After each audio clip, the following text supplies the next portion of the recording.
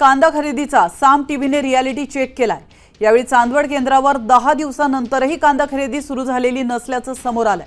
नाफेडचे कमी दर आणि ए ग्रेडच्या जाचक अटींमुळे शेतकऱ्यांना कांदा विकण्यात अडचणी येतात।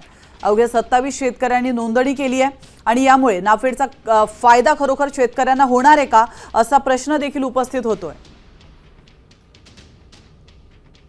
तर नाफेडच्या कांदा खरेदी केंद्राचा रियालिटी चेक नेमका केलेला आहे आमच्या प्रतिनिधींनी। आमचे प्रतिनिधी अभिजित सोनवणे, आपण थेट जाऊयात। चांदवड तालुक्यामध्ये आहे आणि अगदी मुंबई आग्रा महामार्गाच्या शेजारीच नाफेडचं चांदवड तालुक्यातलं हे खरेदी केंद्र आहे।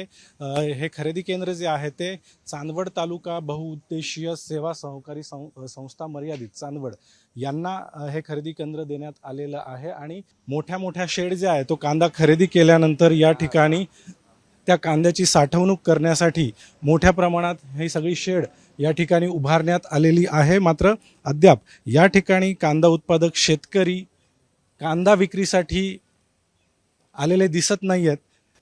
या केंद्राचे खरेदी केंद्राचे जे या ठिकाणी काम बघतात आपण त्यांच्याशी देखील बोलूया।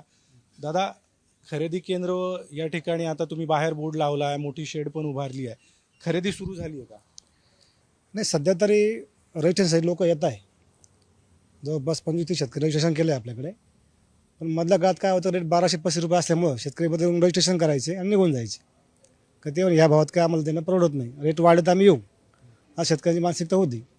पण आज थोडे रेट माझ्या 1580 रुपये दिल्यामुळे आज जरा फोन चालू झाले शेतकऱ्यांचे। शेतकऱ्यांनी रजिस्ट्रेशन केलेलं असलं तरी देखील अद्यापपर्यंत आजपर्यंत तरी एकाही शेतकऱ्याने या ठिकाणी आपला कांदा विकलेला नाही। त्यामुळे या खरेदी केंद्रावर आजपर्यंत तरी कुठल्याही पद्धतीची कांद्याची खरेदी होऊ शकलेली नाही आहे।